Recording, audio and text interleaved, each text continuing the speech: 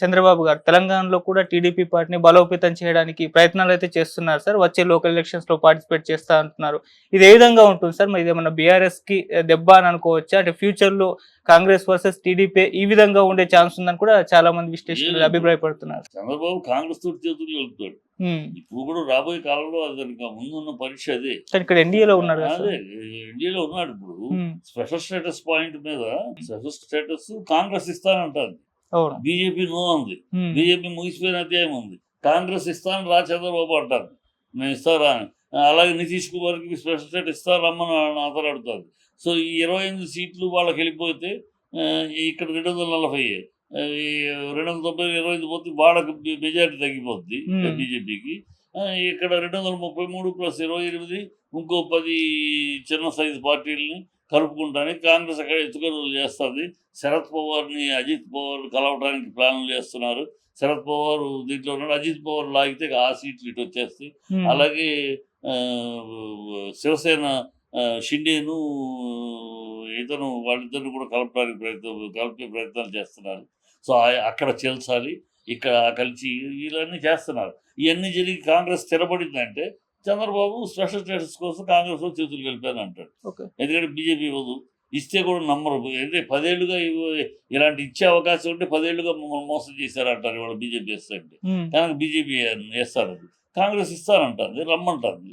చంద్రబాబుకి ఏముందో అలవాటే కదా. చంద్రబాబుకి నితీష్ కుమార్కి ఇద్దరు కూడా ఆ పార్టీలోకి వెళ్ళటం, పార్టీ నుంచి బయటకు రావటం, మళ్ళీ ఈ పార్టీలోకి వెళ్ళటం, బయట రావడం అలవాటు వాళ్ళకి. పెద్ద తప్పేం లేదు వాళ్ళకి. నితీష్ కుమార్ ఎన్నోసార్లు కాంగ్రెస్ బీజేపీ నుంచి బయటకు వచ్చాడు, మళ్ళీ లోపలికి వచ్చాడు. సో అతను రేపు స్పెషల్ స్టేటస్ కోసం కాంగ్రెస్తో వెళ్తాడు.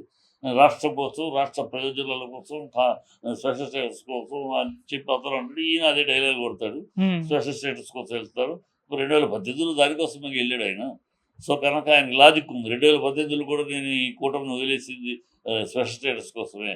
ఇవాళ ఆ స్పెషల్ స్టేటస్ కోసం వదిలేసి ఇస్తారన్న కాంగ్రెస్ది పుచ్చుకుంటున్నాను. ఆంధ్ర రాష్ట్రం పుట్టిన కాడి నుంచి ఈ స్పెషల్ స్టేటస్ అనేది ఒక అందాన్ని ద్రాక్షపొట్టుగా మనకు అందుబాటులో లేకుండా పోయింది. ఈసారి అవకాశం వచ్చింది. ఈ అవకాశాన్ని సద్వినియోగం చేసుకుని మనం సాధించుకోవాలి, అందుకని చేతులు కలుపుతున్నాను అంటాడు. సో ఇప్పుడు కాంగ్రెస్ తోటి ఇక్కడ కలిసి, కాంగ్రెస్ తోటి స్పెషల్ స్టేటస్ కోసం కలిసినాక ఇక్కడ కాంగ్రెస్ టీడీపీ ఏకమవుతారు. అప్పుడు బీజేపీ బయటకు వచ్చేస్తుంది. ఇక్కడ ఎలాగో ఆంధ్ర రాష్ట్రంలో బయటకు వస్తుంది కనుక ఇక్కడ బయటకు. అప్పుడు పవన్ కళ్యాణ్ ఏం చేస్తాడు చూడాలి.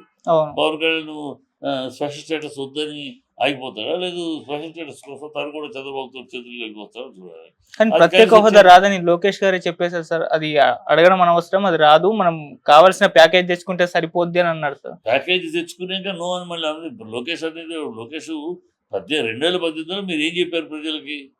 ప్యాకేజ్ తీసుకునే కదా వచ్చారు. 17 ప్యాకేజ్ తీసుకుని మళ్ళీ ఈ ప్యాకేజ్ వేస్ట్ మాకు వద్దు, దీనివల్ల ఏ ప్రయోజనం లేదు, స్పెషల్ స్టేటస్ శిరోధార్యం అని కదా వచ్చారు. మళ్ళీ వాళ్ళ మాట మార్చి అది అవసరం లేదు అంటే ప్రజలు మీరు స్పెషల్ స్టేటస్ తీసుకురాకపోతే ప్రజలు మిమ్మల్ని క్షమించరు. ఎందుకంటే ఇలాంటి అవకాశం 2014లో లేదు. అందుకని అప్పుడు ప్రజలు ఏమి తిరుగుబడలా. ఏమంటే బీజేపీ స్ట్రాంగ్గా ఉంది, ఏమి చేయలేదు. 2019లో అదే పరిస్థితి, బీజేపీ ఇంకా స్ట్రాంగ్ అయ్యింది, జగన్ ఏమీ చేయలేని పరిస్థితి. ఇప్పుడు బీజేపీ మీ చేతిలో ఉంది, కేంద్రం మీ ఇద్దరి చేతిలో ఉంది. నితీష్ కుమార్, చంద్రబాబు మీ చేతిలో ఉంది.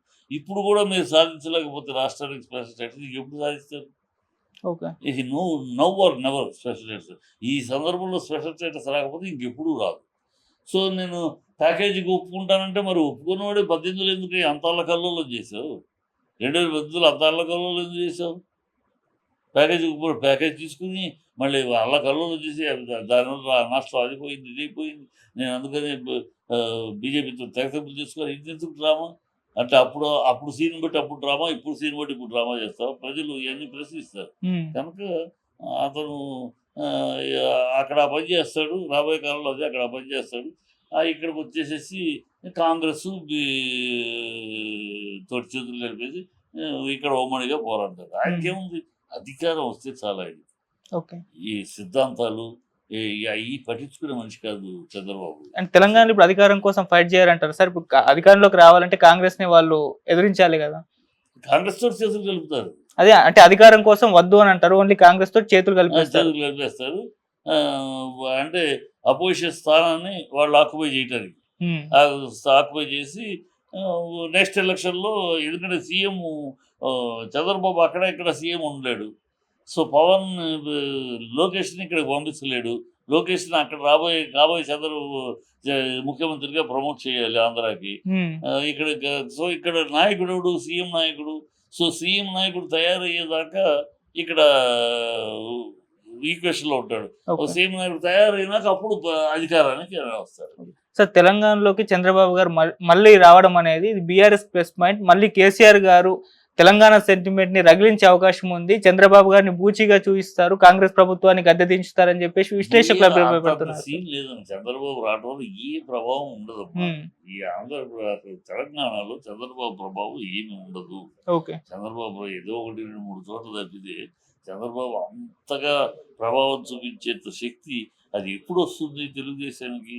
ఒక జూనియర్ ఎన్టీఆర్ వచ్చి తెలంగాణ తరఫున బీజేపీ టీడీపీ అజెండా అని వచ్చి పట్టుకుంటే హ్మ్. అప్పుడు ఒక ఊపు ఒక రూపు ఏ చంద్రబాబు ప్రమేయం.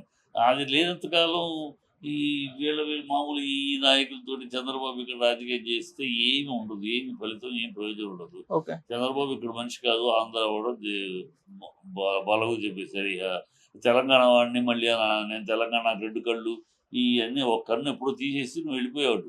ఇవాళ నాకు 2 కళ్ళు 2 చేతులు అంటే ప్రజలు నమ్మరు. హ్మ్. అయిపోయింది ఆ కథ.